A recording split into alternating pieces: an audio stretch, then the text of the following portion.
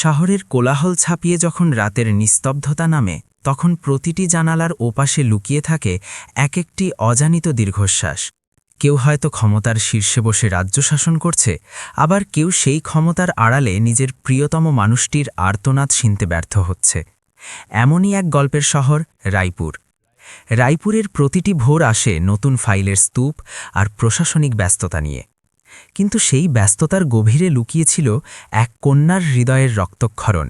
যে মেয়েটি আজ গোটা জেলার বিচার করে, সে কি পারবে নিজের জন্মদাত্রীর দীর্ঘশ্বাসের বিচার করতে? ক্ষমতার দম্ভ আর মাতৃত্বের মমতার মাঝে যখন সংঘাত শুরু হয়, তখন জন্ম নেয় এক করুণ অথচ সাহসী ইতিহাস। আসুন শুনি রায়পুরের এসডিএম অনামিকা শর্মা এবং তার মা সুহাসিনী দেবীর সেই গল্প, যা আমাদের শিখিয়ে দেয় যে সম্মানের চেয়ে বড় কোনো পরিচয় হয় না। রায়পুরের সকাল সবসময় তাড়াতাড়ি শুরু হয়ে যেত। সূর্য ওঠার আগেই কালেক্টরেটের বিল্ডিং জেগে উঠত। ফাইলের খটখট শব্দ, সিপাহীদের বুটের আওয়াজ আর অফিসারদের মুখে দায়িত্বের ভারী ভাব, সবকিছু যেন একটা নির্ধারিত নিয়মের মধ্যে বাঁধা ছিল। সেই একই নিয়মের মধ্যে বাঁধা ছিল এসডিএম অনামিকা শর্মাও। বয়স 28 বছর, চোখে তেজ, মুখে মেহেরের ঝিলিক, কিন্তু হৃদয়ের কোনো এক কোণে এমন একটা দুঃখ যা প্রতিদিন, প্রতি রাত, প্রতিটি শ্বাসের সাথে তাকে ধীরে ধীরে ভিতর থেকে খেয়ে ফেলত। অনামিকাকে লোকে সাগরের শেরনি বলত। মেয়েটা কামাল করে দিয়েছে, গরিব ঘর থেকে বেরিয়ে এসডিএম হয়ে গেছে, প্রশংসার বন্যা বয়ে গিয়েছিল। কিন্তু প্রতিটি প্রশংসার পিছনে অনামিকা একটা আওয়াজ শুনতে পেত। তার মায়ের সেই আওয়াজ, যে মা প্রশংসা চায়নি, শুধু মেয়েকে একবার বুকে জড়িয়ে বলতে চেয়েছিল, আমার বেটি এসে গেছে। অনামিকার টেবিলে প্রতিদিন নতুন ফাইল আসত। জমি বিরোধ, ঘরোয়া হিংসা, বৃদ্ধদের অভিযোগ আর কত শত চিৎকার কাগজের মধ্যে চাপা পড়ে থাকত। সে প্রায়ই ভাবত, আমি অন্যদের বিচার দিচ্ছি, কিন্তু নিজের ঘরের সবচেয়ে বড় কষ্টটাকে কেন দেখতে পাচ্ছি না। তারপর সে নিজেকে বোঝাত, মা ঠিক হয়ে যাবে, অঙ্কিত তো আছে। আর এই ভাবনাই তার অপরাধবোধকে কিছুক্ষণের জন্য ঘুম পাড়িয়ে দিত। আজও তাই হয়েছিল। সকাল থেকে মিটিং, তারপর পরিদর্শন, তারপর অভিযোগের শুনানি। দুপুরের মধ্যে তার হাত ক্লান্ত হয়ে গিয়েছিল, কিন্তু হৃদয় তো অনেক আগেই ক্লান্ত হয়ে গিয়েছিল। সন্ধ্যায় যেই সে তার ঘরে একা হল, চুপচাপ মোবাইল বের করল। মায়ের নম্বর, যেটা সে রোজ ডায়াল করত, রোজ আশায় আর রোজ ভয়ে রিং হতো। 1, 2, 3। কল ধরা হয়নি। অনামিকার মুখ শুকিয়ে গেল। সে আবার কল করল, এবারও শুধু রিং রিং আর কাট। সে তৃতীয়বার চেষ্টা করল এবং তারপর চতুর্থবার। প্রতিবারই কল ধরা হয়নি। তার ভিতরে কিছু একটা চটকে গেল, যেন কেউ কাঁচের গ্লাস পাথরের উপর ছুঁড়ে ফেলেছে। অনামিকার হৃদয় দ্রুত ধরাস ধরাস করতে লাগল। তার আঙুলগুলো ঠান্ডা হয়ে আসতে লাগল। মা ফোন ধরছে না, এটা তার কাছে নতুন কিছু ছিল না। কিন্তু আজকের নিস্তব্ধতায় কিছু একটা আলাদা ছিল, যেন হাওয়াও ভয় নিয়ে বইছে। অনামিকার ভাই অঙ্কিতকে কল করল, একবার দুবার, আর তারপর সে ফোন ধরে ফেলল। হ্যালো দিদি। অঙ্কিতের গলা যেন তাড়াহুড়ো হয়েছিল। মা কোথায়? অনামিকা বিনা ভূমিকায় জিজ্ঞেস করল। মা ঠিক আছে দিদি, অঙ্কিত উত্তর দিল। উত্তরে ঠিক ছিল, কিন্তু গলায় ঘাবড়ে যাওয়া ছিল। অনামিকার কাছে সেই ঘাবড়ানিকে বিধে গেল। ফোন কেন ধরছে না? ও ঘুমিয়ে পড়েছে হয়তো, অঙ্কিত বলল। তারপর তাড়াতাড়ি বিষয় বদলে দিয়ে, দিদি তুমি ঠিক আছো? তোমার কাজ? অনামিকা ভাইয়ের কথা কেটে দিল। অঙ্কিত, আমি জিজ্ঞেস করছি মা ঠিক আছে কিনা। ওদিকে কয়েক সেকেন্ডের নীরবতা। তারপর অঙ্কিত বলল, দিদি তুমি চিন্তা করো না, বাস ঘরে একটু কি একটু? অনামিকার গলা কড়া হয়ে গেল। কিছু না দিদি, আমি পরে বলবো, অঙ্কিত বলল আর ফোন কেটে দিল। ফোন কাটতেই অনামিকার শ্বাস যেন আটকে গেল। তার চোখের সামনে মায়ের মুখ ভেসে উঠল, কুচকানো ভাঁজ, ক্লান্তি আর সেই হাসি যা দুঃখ লুকানোর জন্য হয়। তাকে মনে পড়ল যখন সে রায়পুরে পড়তে এসেছিল। মা স্টেশনে বিদায় দিতে গিয়ে বলেছিল, বেটিয়া পড়াশোনা করে বড় হবে, কিন্তু মাকে ভুলিস না। অনামিকা সেদিন কাঁদতে কাঁদতে বলেছিল, মা আমি তোমাকে কখনো ভুলব না। আর আজ তার মনে হচ্ছিল যে সে মাকে ভোলার নয়, মাকে একা ছেড়ে দেওয়ার ভুল করেছে। সে তার ঘরের আলমারি খুলল। ভিতরে একটা পুরনো কাপড়ের থলে রাখা ছিল, মা দিয়েছিল। সেই থলের মধ্যে একটা ছোট্ট পূজার চুনরি, কিছু প্রসাদের শুকনো মিছরি আর একটা চিঠি ছিল, যা মা সেদিন লিখেছিল যেদিন অনামিকা নির্বাচিত হয়েছিল। অনামিকা চিঠিটা বের করল, হাত কাঁপছিল। চিঠিতে লেখা ছিল, আমার বেটিয়া, তুই বড় হয়ে গেছিস, কিন্তু মনে রাখিস বেটা, যখন খুব উঁচুতে উড়তে থাকে তখন মায়ের আঙিনা আরও শুনশান হয়ে যায়। আমি তোকে আটকাবো না, শুধু মাঝে মাঝে এসে আমার মাথাটা কোলে রেখে দিস, আমার মন ভরে যায়। চিঠি পড়তে পড়তে অনামিকা কেঁদে ফেলল। তার মনে হলো যেন মা তার সামনে বসে আছে আর তার চুলে আঙুল বুলিয়ে দিচ্ছে। তার কানে মায়ের মৃদু গলা শোনা গেল, অনামিকা, আমার শ্বাস দুর্বল হয়ে আসছে বেটা। অনামিকা তৎক্ষণাৎ তার ব্যাগ তুলে নিল, ড্রাইভারকে কল করল, এখনই গাড়ি বের করো, বিলাসপুর যেতে হবে। ম্যাডাম, এখন রাত, এখনই গাড়ি। কালেক্টরের থেকে বেরিয়ে পড়ল। রায়পুর পিছনে ছুটতে লাগল। রাস্তা সামনে লম্বা ছিল, কিন্তু অনামিকার ভিতরের রাস্তা তার চেয়েও লম্বা ছিল। সে তার মায়ের কাছে পৌঁছাতে তার অপরাধবোধ, তার ভয়, তার অনুতাপ সব কিছু পার করে যাচ্ছিল। রাত গভীর হতে লাগল। প্রতি মাইলের সাথে অনামিকার হৃদয় আরও ভারী হতে লাগল। মা, সে বিড়বিড় করল, যদি তোমার কিছু হয়ে যায় তাহলে আমি নিজেকে কখনো ক্ষমা করতে পারবো না। আর সেই ভয়ের সাথেই এসডিএম অনামিকা নয়, একটা মেয়ে তার ঘরের দিকে ছুটে চলেছিল। বিলাসপুরের গলিতে রাত নেমে এসেছিল। হলুদ স্ট্রিট লাইটের নিচে মহল্লা যেন ঘুমিয়ে পড়েছিল, কিন্তু সেই মহল্লারই একটা ঘরের ভিতরে ঘুম ছিল না। সেখানে জেগেছিল অপমান, আর তার সাথে জেগেছিল এক বুড়ি মায়ের কাঁপা হৃদয়। সুহাসিনী দেবী রান্নাঘরের কোণে চুপচাপ বসেছিল। তাদের হাতে একটা স্টিলের গ্লাস ছিল, যার মধ্যে অর্ধেক পানি রাখা ছিল। পানিটাও যেন থমকে দাঁড়িয়েছিল। তাদের ঠোঁট শুকনো ছিল, চোখ নিভে গিয়েছিল। মুখে চোটের দাগ এখনও তাজা ছিল না, কিন্তু পুরনো দুঃখের গভীর আঁচড় যেন পুরো মুখে ছড়িয়েছিল। তাদের শ্বাস হালকা ছিল, যেন শরীর চলছে তো চলছেই, কিন্তু জীবন ধীরে ধীরে পিছনে সরে যাচ্ছে। রান্নাঘরের চুলা ঠান্ডা পড়েছিল। ডাল ছিল না, সবজি ছিল না, আর রুটির নামে এক কোণে পড়েছিল দুটো শুকনো বাসি রুটি। মা রুটি তুলে নিল, হাতে চেপে ধরল। রুটি এত শক্ত ছিল যে আঙুলে ব্যথা হয়ে গেল। তারা এক টুকরো ভাঙল আর পানিতে ভিজিয়ে নিতে লাগল। এটাই ছিল তাদের খাবার, এটাই ছিল তাদের দিনের রুটি। আর সেই রুটি যেটা একসময় তারা নিজের সন্তানের জন্য তাওয়ায় সেকে খাওয়াত, নিজের হাত পুড়িয়ে ফেলেও হেসে দিত। মা যেই প্রথম লোকমা মুখের দিকে নিয়ে গেল, তখনই বাইরের ঘর থেকে জোরে আওয়াজ এলো, এই বুড়ি এখনো বসে আছে। এটা ছিল ঋতুর গলা, অঙ্কিতের বউ। সেই আওয়াজে শুধু রাগ ছিল না, সেই আওয়াজে মানবতার মৃত্যু ছিল। মা ঝট করে রুটি লুকিয়ে ফেলল, যেন চুরি করছে। তাদের চোখে ভয় এসে গেল। তারা ধীরে ধীরে উঠতে চেষ্টা করল, কিন্তু কোমর ব্যথায় নুয়ে গেল। তবুও উঠল, কারণ তাদের জানা ছিল যদি দেরি হয় তাহলে আজ রাতের ঘুমও কেড়ে নেবে। তারা কাঁপা পায়ে হলঘরে এলো। অঙ্কিত সোফায় বসেছিল, টিভি চলছিল। ঋতু সামনের চেয়ারে বসেছিল, হাতে মোবাইল। দুই ছেলেমেয়ে কার্টুন দেখছিল। ঘরে সবকিছু স্বাভাবিক মনে হচ্ছিল, শুধু একটা জিনিস বাদ দিয়ে, মায়ের সম্মান। কি করছিলে?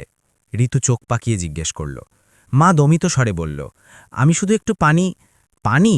ঋতুর মুখে একটা বাঁকা হাসি ফুটে উঠল। সারাদিন পানিই খেয়ে যায়, কাজের এক পয়সাও না, আর পানিতেও অধিকার। মা ধীরে ধীরে বলল, শরীরটা। বাক্য অসম্পূর্ণ রয়ে গেল। ঋতু হঠাৎ উঠে দাঁড়াল, শরীরের নাটক বন্ধ কর। তারপর অঙ্কিতের দিকে তাকিয়ে তির্যক কথা বলল, দেখছো তোমার ঘরের রানী সারাদিন পড়ে থাকে, আর রাতে অজুহাত শরীর খারাপ। অঙ্কিত মাথা নিচু করে নিল। সে কিছু বলল না, সে চুপ ছিল, যেমন সব সময় থাকত। মায়ের চোখ ছেলের দিকে উঠল, তাতে আশা ছিল, একটা দুর্বল আশা। কিন্তু অঙ্কিতের দৃষ্টি মোবাইলে আটকে ছিল। মায়ের আশা সেখানেই ভেঙে পড়ল। মা চুপচাপ বলল, আমি ঝাড়ু লাগিয়ে দিই। ঝাড়ু? ঋতু হেসে বলল, এখন ঝাড়ু? এখন তো রাত হয়ে গেছে, সারাদিন কোথায় মরছিলে? মায়ের ঠোঁট কাঁপল। বউ আমি। ঋতুর গলা চড়ে গেল, চুপ। সারাদিন শুধু নিজের মেয়ের ছবি দেখে কাঁদতে থাকো, আর কাজ একটা ধান্দা না। এটা শুনে মা যেন ভিতর থেকে কেঁপে উঠল। তাদের মনে হলো তাদের হৃদয়ের সবচেয়ে নরম অংশটাকে কেউ জুতো দিয়ে পিষে দিয়েছে। তারা ধীরে ধীরে বলল, অনামিকা আমার মেয়ে। হ্যাঁ, ঋতু ব্যঙ্গ করে বলল, মেয়ে এসডিএম হয়েছে না তোমার মেয়ে? তাকে বলো এসে তোমাকে নিয়ে যাক, এখানে কেন পড়ে আছে? এই শব্দগুলো মায়ের জন্য তীর ছিল। মা কাপা হাত জোর করে দিল, বউ আমার ঘর তো এটাই। ঋতু হাসিতে ফেটে পড়ল, ঘর? এই ঘর? তারপর মাটিতে পা ঠুকে বলল, এই ঘর আমার স্বামীর, আর আমি এই ঘরের মালকিন।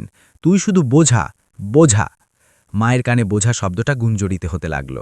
সেই শব্দ তাদের ভিতরে ঢুকে বসে গেল, যেন কেউ তাদের আত্মায় সিল মেরে দিয়েছে। অঙ্কিত হালকা গলায় বলল, ঋতু বাস। কিন্তু তার বাসে জোর ছিল না, সেটা ছিল একটা দুর্বল আনুষ্ঠানিকতা। এমন আনুষ্ঠানিকতা যা মাকে বাঁচাতে নয়, নিজের স্ত্রীকে শান্ত করার জন্য হয়। ঋতু আরও রেগে গেল। বাস, আমি বাস করব? এই সারা দিন আমার ঘরে পড়ে খাবে, আমার বাচ্চাদের ভয় দেখাবে, আর আমি চুপ করে থাকব? মা ঘাবড়ে গিয়ে বলল, আমি বাচ্চাদের কি ভয় দেখাবো বউ? ঋতু হঠাৎ সামনে রাখা প্লেট তুলে জোরে মাটিতে ছুঁড়ে ফেলল। ছন করে প্লেট ভেঙে গেল। মা কেঁপে উঠল। ঋতু চিৎকার করে উঠল, তোমার থেকে আমার ঘৃণা হয়, তোমার মতো বুড়ি মহিলারা ঘরের সুখ খেয়ে ফেলে। মায়ের চোখ থেকে অশ্রু ঝরে পড়ল। তারা কাঁদতে চায়নি, কিন্তু হৃদয় আর ধরে রাখতে পারল না। তারা খুব আস্তে বলল, আমি আমি চলে যাই। ঋতু ঝট করে বলল, হ্যাঁ চলে যা, কোথাও গিয়ে মরে যা। আর তখনই মা সেই কথা বলল যা শুনে প্রত্যেক মানুষের হৃদয় কেঁপে উঠবে। আমি রোজ ভাবি, মায়ের গলা ভেঙে যাচ্ছিল, যদি আমি মরে যাই তাহলে হয়তো আমার সন্তানদের বোঝা কমে যাবে। অঙ্কিতের হাত কেঁপে উঠল। তার মোবাইল পড়তে পড়তে বেঁচে গেল, কিন্তু তবুও সে মায়ের দিকে তাকালো না। মায়ের চোখ পাথর হয়ে গেল। তাদের বুঝতে পারল যে তাদের মৃত্যুর চেয়েও বেশি দুঃখ ছেলের চুপ থাকা। ঋতু ঝাড়ু তুলে রাগে বলল, নাটক বন্ধ কর আর পরিষ্কার কর, নইলে আজ। সে ঝাড়ু হাওয়ায় ঘুরালো। মা পিছনে সরে গেল। তাদের পিঠ দেয়ালে ঠেকে গেল, চোখ বন্ধ হয়ে গেল, আর ঠোঁট থেকে শুধু একটা শব্দ বেরোল, রাম। আর ঠিক তখনই বাইরে দরজায় গাড়ি থামার আওয়াজ হল। সিঁড়িতে দ্রুত পায়ের শব্দ, দরজার হ্যান্ডেল ঘুরতে লাগল, আর পরের মুহূর্তে দরজা খুলে গেল। এসডিএম অনামিকা শর্মা ঘরের ভিতর পা রেখেছিল। তার চোখ যা দেখল সেটা সারা জীবন ভুলতে পারবে না। দরজা খুলতেই ঘরের ভিতরের হাওয়া যেন জমে গেল। সেই এক মুহূর্তে সময় থেমে গেল। বাইরে রাতের ঠান্ডা হাওয়া, আর ভিতরে জ্বলন্ত আগুন। অনামিকা যেই দরজার চৌকাট পার হল, তার নজর প্রথমে ঝাড়ুর ওপর গেল, সেই ঝাড়ু যা হাওয়ায় উঁচু হয়েছিল। তারপর নজর গেল সেই বুড়ি মহিলার ওপর, যিনি দেয়ালে ঠেস দিয়ে কাঁপছিলেন। আর তারপর নজর গেল সেই মুখের ওপর, যার আগে লাল হয়ে গিয়েছিল। ঋতু। অনামিকার চোখের সামনে অন্ধকার নেমে এলো। তার মনে হল যেন কেউ তার বুকের ভিতর হাত ঢুকিয়ে হৃদয় মুচড়ে দিয়েছে, কারণ দেয়ালে ঠেস দিয়ে দাঁড়ানো সেই বুড়ি মহিলা অন্য কেউ নয়, তার মা সুহাসিনী দেবী। মায়ের চোখ বন্ধ ছিল, ঠোঁটে রাম থরথর করছিল, আর হাত এমন জোড়া ছিল যেন তারা বউয়ের কাছে নয়, মৃত্যুর কাছ থেকে ভিক্ষা চাইছে। অনামিকা নিজেকে সামলে এক পা এগোল। তার হাত থেকে ব্যাগ ফসকে মাটিতে পড়ে গেল। ধপ করে আওয়াজ হল। মায়ের চোখ খুলে গেল, আর যেই তারা অনামিকাকে দেখল, তাদের চোখে এক মুহূর্তের জন্য ঝিলিক এলো। সেই ঝিলিক যা বছরের পর বছর নিভে যাওয়া দ্বীপের বাতিতে হঠাৎ হাওয়া লাগলে আসে। বেটিয়া, মায়ের গলা ভরে এলো, কিন্তু পরের মুহূর্তে মায়ের চোখে ভয় ফিরে এলো। তারা ঋতুর দিকে তাকালো, তারপর অনামিকার দিকে, আর তারপর ধীরে ধীরে মাথা নিচু করে নিল, যেন বলতে চাইছে, বেটি, এখানে ঝগড়া করিস না, এ ঘর বাঁচিয়ে দে। অনামিকার বুক ফেটে গেল। সে খুব আস্তে কিন্তু কঠিন স্বরে বলল, ঋতু, ঝাড়ু নামাও। ঋতু চমকে উঠল। সে ঘাবড়ে গেল। তার হাতের ঝাড়ুর মুঠো আলগা হয়ে গেল, কিন্তু অহংকার এখনও বাকি ছিল। ও, এসডিএম সাহিবা এসে গেছে, ঋতু তির্যকভাবে বলল। এখন কি ঘরেও আইন চলবে? অনামিকার চোখ লাল হয়ে গেল। সে একদম দ্রুত পা বাড়িয়ে মায়ের কাছে পৌঁছে গেল। মায়ের মুখ দু হাতে ধরে নিল। মা, এটা কি হচ্ছে? অনামিকার গলা কাঁপছিল। মা উত্তর দিল না, কারণ অনেক সময় মায়ের কাছে শব্দ থাকে না, শুধু সহ্য করার অভ্যাস থাকে। অনামিকা মায়ের কপাল দেখল, সেখানে চোট ছিল। তার হৃদয় যেন চিৎকার করে উঠল। তোমাকে মেরেছে? অনামিকা আস্তে জিজ্ঞেস করল। মায়ের পলক থেকে অশ্রু বেরিয়ে এলো। তারা শুধু এটুকু বলল, বেটিয়া, ম্যাট। অনামিকার কাছে এই ম্যাট শব্দটা কোনো চোটের চেয়ে কম ছিল না। মা আজও তাকে আটকাচ্ছে, মা আজও ঘর বাঁচাচ্ছে। অনামিকা উঠে দাঁড়াল। সে ঋতুর দিকে তাকাল। এখন তার গলায় অফিসারের ভাব ছিল, আর হৃদয়ে মেয়ের ঝড়। তুমি আমার মায়ের ওপর হাত তুলেছ? ঋতু ঝট করে উত্তর তৈরি করে ফেলল, না, এটা মিথ্যে। এ তো নিজেই পড়ে গিয়েছিল, আর এ তো সারাদিন নাটক করে। অনামিকা হাসলও না, কাঁদলও না। সে শুধু কয়েক সেকেন্ড ঋতুকে দেখতে লাগল, তারপর হঠাৎ মায়ের কবজি ধরে ওপরে তুলল। মায়ের কবজিতে নীল কালো দাগ ছিল, খুব গভীর, খুব পুরনো, যেন কেউ মাসের পর মাস তাদের শিরা পর্যন্ত পিষে দিয়েছে। অনামিকার পায়ের নিচে মাটি টলমল করে উঠল। এই দাগ পড়ে যাওয়া থেকে আসে না, তার কথা আসতে ছিল, কিন্তু ভিতর থেকে ভেঙে যাওয়া। এই দাগ মারা থেকে আসে। মা হাত ছাড়ানোর চেষ্টা করল। বেটিয়া, ছাড়। অনামিকা মায়ের হাত নিজের বুকে জড়িয়ে ধরল। মা, এখন আর নয়। ঠিক তখনই ভিতরের ঘর থেকে আওয়াজ এলো। অঙ্কিত বাইরে এলো। সে দরজায় থমকে দাঁড়ালো। সে অনামিকাকে দেখল, তারপর মাকে, আর তারপর ঋতুকে। তার চোখ নিচে নেমে গেল। অনামিকা তার দিকে তাকালো। অঙ্কিত আজও চুপ থাকবে? অঙ্কিত শুকনো গলায় বলল, দিদি, ঘরের কথা। অনামিকার মুখ কেঁপে উঠল। ঘরের কথা? এই ঘর? সে চিৎকার করে উঠল। যেখানে মা খিদে থাকে, যেখানে মাকে ঝাড়ু দিয়ে মারা হয়, আর ছেলে এটাকে ঘরের কথা বলে? অঙ্কিতের চোখ ভরে এলো। তার গলা ভেঙে গেল। দিদি, আমি কি করব? ঋতু চলে গেলে অনামিকার চোখে আগুন জ্বলে উঠল। তাহলে তুই বাচ্চাদের জন্য মাকে মারতে দেখবি? অঙ্কিতের কাছে কোনো উত্তর ছিল না। সে একদম ভেঙে পড়ল। এতক্ষণে বাইরে পাড়ার লোকজনের আওয়াজ হতে লাগল। দরজায় প্রতিবেশী বিমলা মাসি সবার আগে এলো, আর তার পিছনে অনেক লোক। আরে, এসডিএম বেটিয়ে এসে গেছে, কেউ বলল। বিমলা মাসির চোখ অশ্রুতে ভরে গিয়েছিল। তারা মাকে দেখে কেঁদে ফেলল। ম্যাডাম, বিমলা মাসি অনামিকাকে বলল, আপনি দেরি করে দিতেন তো একদিন আপনার মা সত্যিই মরে যেত। ঋতু চিৎকার করে উঠল, চুপ করো, তোমার কাজ অন্যের ঘরে ঢোকা। বিমলা মাসি কাঁপতে কাঁপতে বলল, ঋতু, আমরা দেখেছি অনেক রাত সুহাসিনী দেবী খিদেই ঘুমায়। অনেকবার রুটি চায় তো তুমি ফেলে দাও, আর অনেকবার, বিমলা মাসির গলা ভেঙে গেল, আর অনেকবার মন্দিরে বসে বলে, ভগবান, আমার মেয়েকে একবার পাঠিয়ে দাও। অনামিকার হৃদয় যেন চুরমার হয়ে গেল। সে ধীরে ধীরে মায়ের পায়ের কাছে বসে পড়ল। মা, সে মায়ের হাতের তালু নিজের গালে লাগিয়ে নিল। আপনি মন্দিরে আমার জন্য কাঁদতেন। মা কাঁদতে কাঁদতে মুখ লুকিয়ে ফেলল।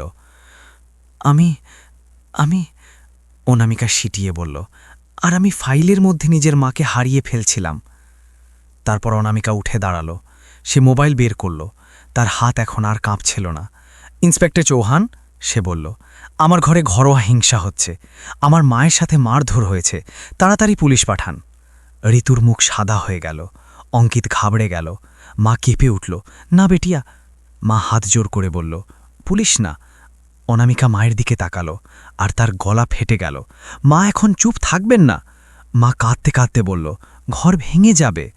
অনামিকা কাঁদতে কাঁদতে বলল, ঘর তো কবে ভেঙে গেছে মা, শুধু দেয়ালগুলো বাকি আছে। বাইরে সাইরেনের আওয়াজ বাজতে লাগল, আর সেই আওয়াজের সাথে অনামিকার মনে হল যেন আজ সত্যিকারের বিচার দরজায় এসে পৌঁছেছে। পুলিশের গাড়ির নীল বাতি যেই ঘরের বাইরে জ্বলে উঠল, মহল্লার ঘুম ভেঙে গেল। কিছু লোক দরজায় এসে দাঁড়ালো, কিছু জানালা থেকে উকি দিতে লাগল।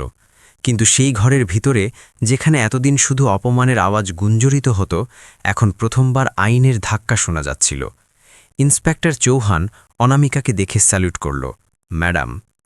অনামিকা কোনো আনুষ্ঠানিকতায় সময় নষ্ট করল না। সে শুধু বলল, প্রথমে আমার মাকে হাসপাতালে নিয়ে যান। সুহাসিনী দেবীর শ্বাস দ্রুত হচ্ছিল। তাদের হাত কাঁপছিল। মুখে চোটের সাথে সাথে ভয়ের ছায়াও ছিল। তাদের মনে হচ্ছিল পুলিশ এলে ঘর ভেঙে যাবে, ছেলে ছিন্ন ভিন্ন হয়ে যাবে, নাতি নাতনিরা বিপদে পড়বে। একজন মায়ের জন্য এই ভয় সবচেয়ে বড় শাস্তি হয়। সে নিজে মার খায়, নিজে খিদেরে থাকে, নিজে ভেঙে যায়, কিন্তু তবুও ভাবে ঘর বেঁচে থাকুক। অনামিকা মাকে নিজের কাঁধে ভর দিল, যেমন কোনো বাচ্চা তার ভাঙা খেলনাকে দু হাতে সামলে ধরে রাখে। মায়ের ওজন হালকা ছিল না, বরং মায়ের দুঃখ ভারী ছিল, এত ভারী যে অনামিকার বুক চেপে যাচ্ছিল। হাসপাতালের এমার্জেন্সিতে যখন স্ট্রেচার এলো, মাকে তার ওপর শুইয়ে দেওয়া হলো। মা তৎক্ষণাৎ অনামিকার হাত ধরে ফেলল। বেটিয়া, মায়ের গলা কাঁপছিল, আমাকে ছেড়ে দিস না। অনামিকা কেঁদে ফেলল, মা, আমি কখনো ছেড়ে দেব না। ডাক্তার দৌড়ে এলো। Nurse BP machine, oxygen, glucose সব নিয়ে এলো। ডাক্তার প্রাথমিক পরীক্ষা করেই বলল, বিপি খুব কম, শরীরে পানির অভাব আর দুর্বলতা অত্যধিক। অনামিকা কাঁপা গলায় জিজ্ঞেস করল, ডাক্তার, মা ঠিক হয়ে যাবেন তো? ডাক্তার গম্ভীর চোখে বলল, শরীর বেঁচে যাবে ম্যাডাম, কিন্তু। সে থেমে গেল। অনামিকা ঘাবড়ে গেল। কিন্তু কি? ডাক্তার আসতে বলল, কিন্তু অনেকদিন ধরে খাবার কম পেয়েছেন আর শরীরে পুরনো চোটের দাগ আছে। এটা শুনতেই অনামিকার শ্বাস যেন ছুটে গেল। পুরনো দাগ? ডাক্তার নার্সকে বলল, তাদের বাহু আর কবজি দেখুন। নার্স মায়ের বাহু উপরে তুলল, আর যেই অনামিকা দেখল তার পা থেকে শক্তি চলে গেল। কবজিতে নীল কালো দাগ, বাহুতে চাপের দাগ, পিঠের লাইন যেন কেউ বারবার মেরেছে। অনামিকার চোখের সামনে অন্ধকার নেমে এলো। সে চেয়ার ধরে বসে পড়ল। তার ঠোঁট থেকে শুধু একটা বাক্য বেরোল, এটা আমার মায়ের শরীরে কে লিখেছে? অনামিকা সেই মুহূর্তে এসডিএম ছিল না। সে শুধু একটা মেয়ে ছিল যার হাতে এখন ক্ষমতা এসেছে, কিন্তু মায়ের সময় হাত ছাড়া হয়ে গেছে। বাইরে ওয়েটিং এরিয়ায় অঙ্কিত বসেছিল। তার মুখ ফ্যাকাশে হয়ে গিয়েছিল। সে বারবার নিজের দুহাত রগড়ছিল, যেন হাত থেকে অপরাধ মুছে ফেলতে চায়। ঋতু এক কোণে দাঁড়িয়ে কাঁদছিল, কিন্তু তার চোখে অনুতাপ ছিল না। তার চোখে শুধু বাঁচার কৌশল ছিল। ইন্সপেক্টর চৌহান ঋতুকে জিজ্ঞেস করল, কবে থেকে মারধর করছ? ঋতু ঘাবড়ে গেল। না না সাহেব, আমি করিনি, এটা মিথ্যে। অনামিকা বাইরে এলো। তার হাতে মেডিকেল ফর্ম ছিল। তার চোখ লাল, তার গলা ঠান্ডা। মিথ্যে।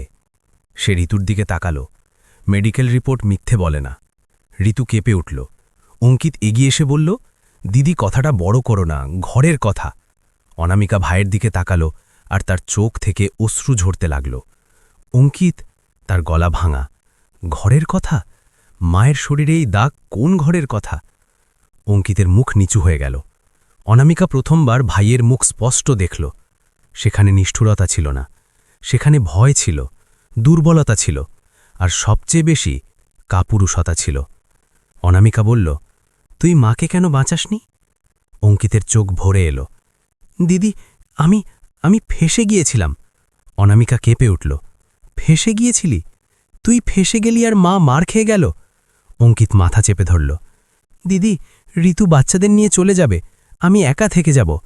অনামিকা একটা কঠিন বাক্য বলল, তাহলে তুই মাকে একা ছেড়ে দিলি?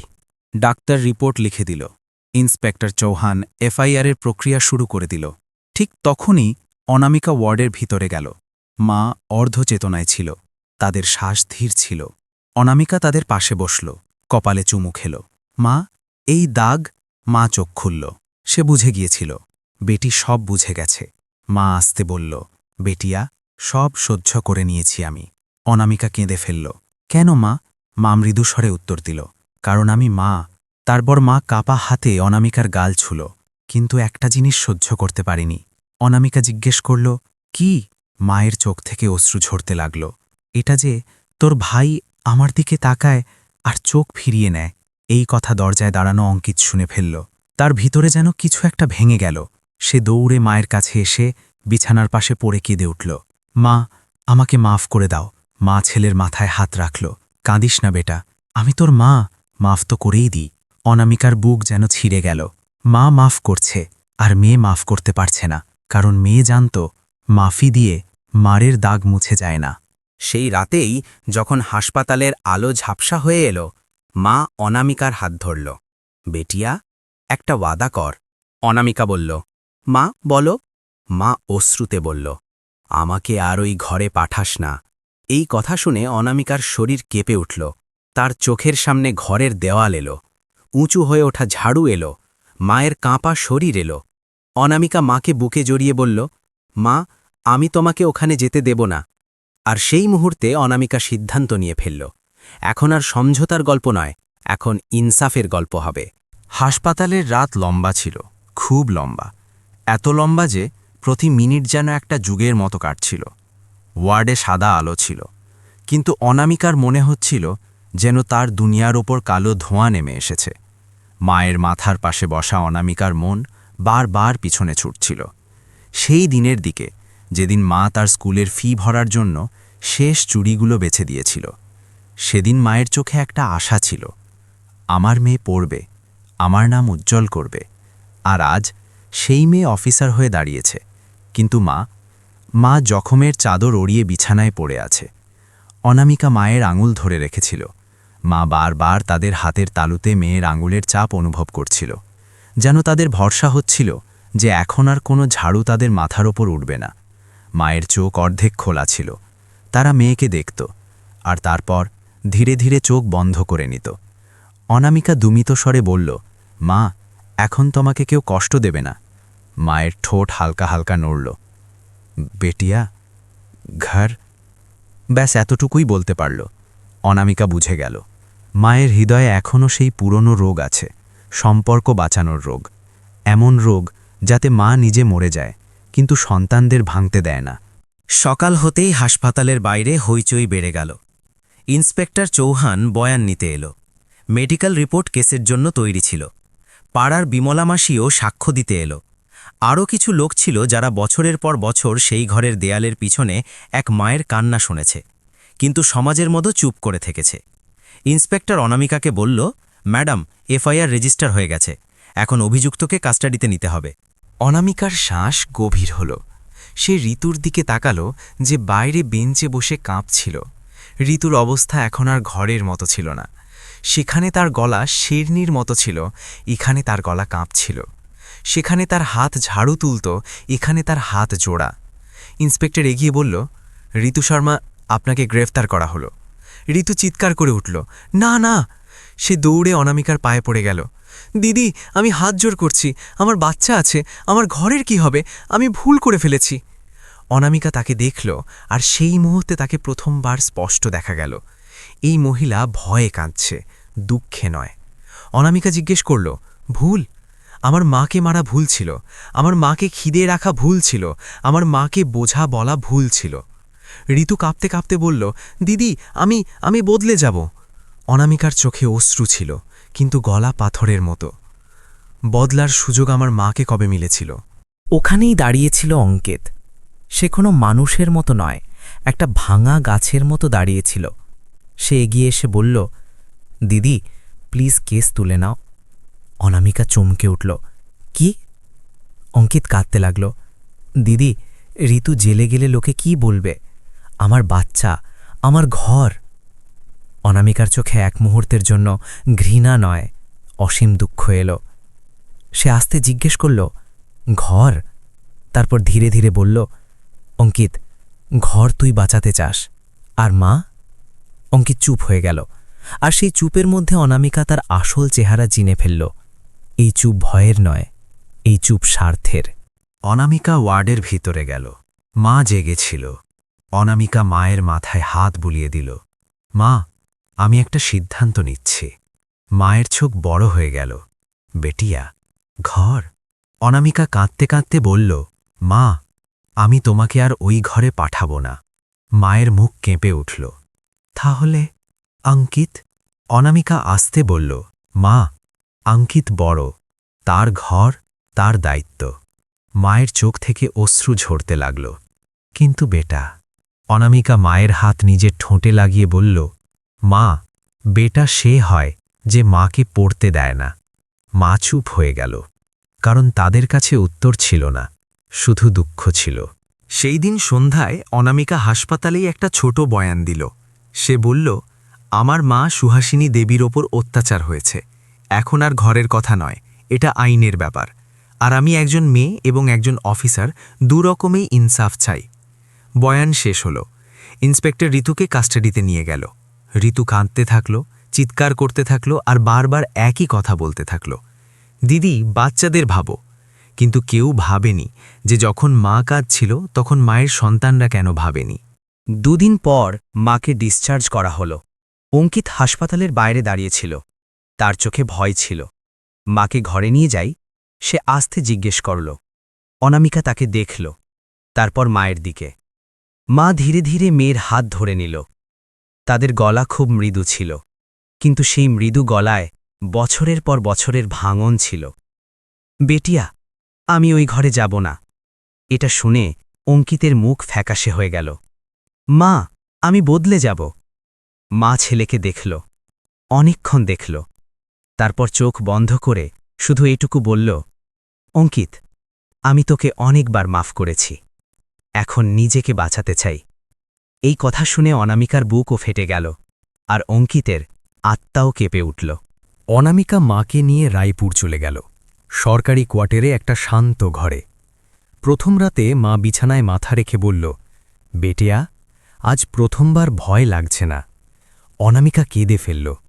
সে মাকে বুকে জড়িয়ে নিল, আর সেই মুহূর্তে মা ধীরে ধীরে মেয়ের চুলে হাত বুলিয়ে বলল, বেটিয়া, আজ আমি বাঁচতে চাই। অনামিকার চোখ থেকে অশ্রু ঝরতে থাকল।